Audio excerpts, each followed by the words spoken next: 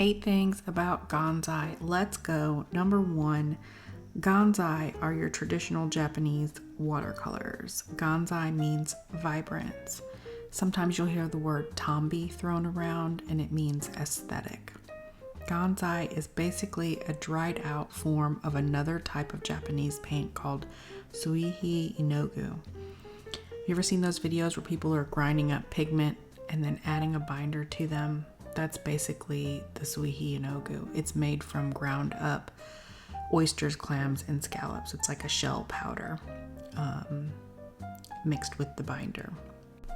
Number 2, Gansai has a higher pigment to binder ratio than Western watercolors, and that shows up in a lot of different ways. The first way would be the fact that Western watercolors use gum arabic as their binder, and they also add glycerin or honey as a humectant, making it easier to wet, whereas the Gansai does not add that glycerin or honey, so it has less of the binders, has more of the pigment.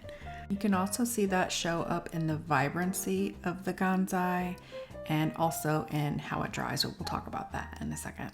Number 3, the binders are different than Western watercolors. So like I said before, in Western watercolors, they have the gum arabic as their main binding agent, plus the glycerin or honey, where in Gansai they typically use animal glues called nikawa. Sometimes they use beeswax, sugar, and other natural binders. If they're going to make a vegan version, then they use the glycerin. Number 4, Gansai are designed to be used in a single layer on absorbent Japanese paper. So Gansai is meant to be applied in one layer opaquely. Yes, you can water it down like watercolors. However, when you water down Gansai, it does change the light fastness of it. The more water you add, the less light fast that color will become. Something to note about the colors as well is that each pan is a color mix using different pigments. So typically Gansai are not mixed with each other. So each pan is meant to be used individually, not really great for mixing. And that's due to the multiple different pigments that are in each color. Number 5, Gansai has little color fade from wet to dry. So in traditional Western watercolors, when you use watercolors and you paint and it dries, it has a tendency to get lighter. But Gansai dries similar to what the color looks like in the pan. And that does have to do with, again, the amount of pigment that is in the Gansai compared to Western watercolors. The other thing about that is Gansai will reactivate easier with water when added to paint that is already on paper. So when you make a mistake, you can actually lift that up easier. It's easier activated with water on paper. So keep that in mind, that it's easier to lift. Number 6, Gansai has a glossier finish in areas where it's applied heavier. It has to do again with the binder used. So if you do it really translucent, it won't have that glossier finish. But if it is applied heavier and more opaquely, then it will have that glossier finish. Number 7, Gansai has the large pan sizes, and that comes from traditional watercolor brushes are typically larger and they need more room to not damage the bristles. Number 8, Gansai typically has a more uniform behavior across the board compared to Western watercolors. The different pigment properties of Western watercolors that are used create the variety, and I'm talking about the granulating effect. So typically Gansai are like, you can predict their behavior on paper. There are variances and there are other type of granulating Gansai, I'm sure.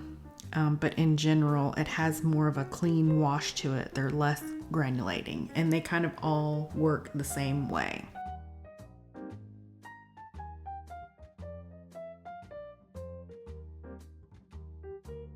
Okay, now that we have all learned a little bit about Gansai, let's talk about this painting process. I am walking you guys through a painting that I made, and I really like how it turned out. And so I'm really excited about it. It's something, I don't really make a lot of stuff that I'm like, man, this is so cute, or I love this so much. But sometimes there are those little gems that are thrown in there. But I wanted to show you that it started out like this, which was a complete mess in my sketchbook. And the result doesn't look anything like this. And I think that's okay. And I wanted to share that process with people. So as you guys can see from the beginning of the video, I swatched out the Gansai. That is the 1970s Decades palette, the retro Gansai from Choosing Keeping. I'm not sure if they sell it in other places. It was gifted to me from a friend. And I chose to just use it the way that it was intended, which is one color and not mixing the colors. I really kind of just wanted to focus on making marks with my brush and blocking in shapes to kind of get a feel of the paint. It's been a while since I've used this paint. I did do another video on the 1980s palette where I painted a koi fish. You can see that if you want to. It's on my page. But today we're going to be painting palm tree. And so it started out like this in my sketchbook, just making marks, building shapes, and messing around with the paint to kind of see how it felt. I will mention that this is a very cheap sketchbook. This is probably meant for dry media like pencil. It's very thin paper. I don't think it was intended at all for watercolor. The longer that I am in this art world, the more I'm realizing what I don't know. There's just so much to learn, and having the right paper for the materials that you're using is a game changer. When you're in your sketchbook, it doesn't matter. You're just learning and exploring, but just keep that in mind. If some of your stuff isn't turning out great and you keep trying and you're not really sure what's going on, it could be like the wrong paper for the wrong media. So just keep that in mind. Something I didn't really think about, and I've been on this journey for years and years, and it's just now something that I'm like, oh, light bulb, yeah, that makes sense. Yeah, so basically just lots of mark making, lots of shape building, lots of exploration with the opacity. I did do a little color mixing at the end, but as you can tell, this is not beautiful. This is okay. This is nothing fantastic, but it's part of the process, part of learning and growing and doing. I think art is about the doing. The more you make, the more you'll refine, the better you'll be. That's what I'm learning about myself as an artist anyway. So here I switched it up. Instead of using the cheap sketchbook paper, I used a specific watercolor paper by Strathmore. I believe it is the 400 series. And instead of using each color individually, I allowed myself to mix colors. So that was the first change. And then, so we've changed the paper, we've changed the opacity, and then I also mixed colors. So that's 3 big changes right there. Not to mention that I sketched out the drawing. So that's 4 changes. So I sketched out the drawing instead of just painting loosely randomly. I changed the opacity. I added more water. I mixed the colors so that I wasn't just using one vibrant color. I was desaturating them, which I like that look anyway, better. And then we've changed the paper. So all those things make a difference in how you vary those things. So for me, this worked out a lot better. I don't know why. I think maybe I just prefer desaturated, muted pastel colors. And when you use just the color straight from the pan, they are super, super vibrant. So if you like bright, bold colors, maybe Gansai is a really great medium for you, because you don't even have to mix colors. You just go straight from the pan.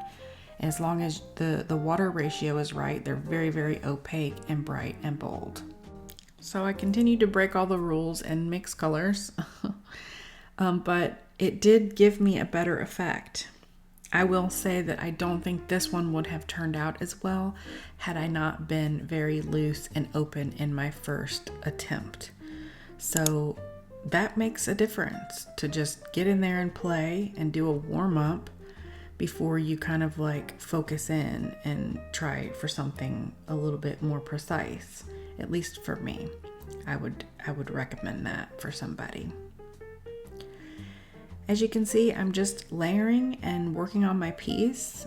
I'm mixing colors. I'm being more delicate with my brush strokes, not so heavy. I'm using a much smaller brush. It is a smaller piece of paper. So there's those variables as well. But in general, this piece is just super cute and like cheeky, like this cheeky little palm tree. I don't know, I just really like it. I've been into painting more botanical leaves and florals lately, and I think this is another extension of that. So I'm enjoying that space right now. I did portrait stuff for a long time and had fun with that, and people figure drawing, I did that and had fun with that, and now I'm kind of in my botanical floral era apparently, because I seem to keep getting drawn back into that for my creative work. I added some textured layers on top once the Gansai was already dry, and I was a little bit worried that it would reactivate the underneath layers, and I didn't notice it being too much of a problem. In this piece, the colors are really similar, so it was kind of hard to tell. But from what I can understand, it has a resistance to water once it's dry, more so than like traditional gouache. I did read that it's easier to lift though than traditional watercolors, and I'm assuming that means when it's somewhat wet. Once it's completely dry, I didn't notice any problems with layering. But if the paint is still wet underneath and then you put wet paint on top, then that's obviously gonna mix the colors. So that's how she turned out. Cute, cheeky little palm tree. I really enjoyed working at this small size too. I think that was a win. I decided to make some prints and stickers because it was just so cute. I'm slowly building up my shop to have some things in there. That's been really exciting. Mostly stickers and prints right now. We'll talk about other products in the future, but yeah, that's it. And I hope you guys enjoyed learning about Gansai. I hope you enjoyed watching this palm tree being painted, and I will see you guys in another video. Take care. Bye bye now.